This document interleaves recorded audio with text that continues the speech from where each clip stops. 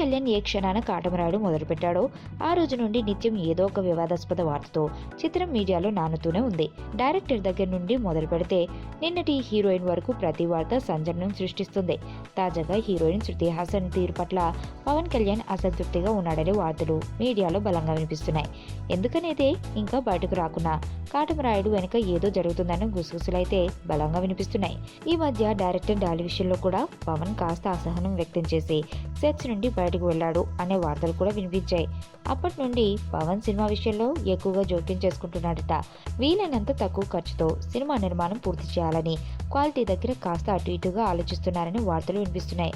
ఈ వార్తలు చూసిన కొంతమంది పవన్ సర్దార్ గబ్బర్ సింగ్ విషయంలో చేసిన తప్పే మళ్లీ చేస్తున్నాడని అంటున్నారు. సర్దార్ గబ్బర్ సింగ్ వల్ల చాలా మంది బయ్యర్లు నష్టపోయారు. అందుకే కాస్త తక్కువ రేట్లకు ఇవ్వడం కోసం కాటమరాయుడు రెడీ చేస్తున్నారు. అలా తక్కువ రేట్లకు ఇవ్వాలి, నిర్మాతకు కాస్త లాభం చేకూరాలి అంటే పవన్ రెమ్యునరేషన్ యథావిధిగా ఉండాలి అని నిర్మాణం దగ్గర పవన్ కాస్త రాజీ పడుతున్నాడని వినికిడి.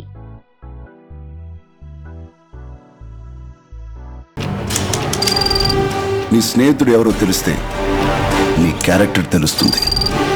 నీ శత్రువు ఎవరో తెలిస్తే నీ కెపాసిటీ తెలుస్తుంది.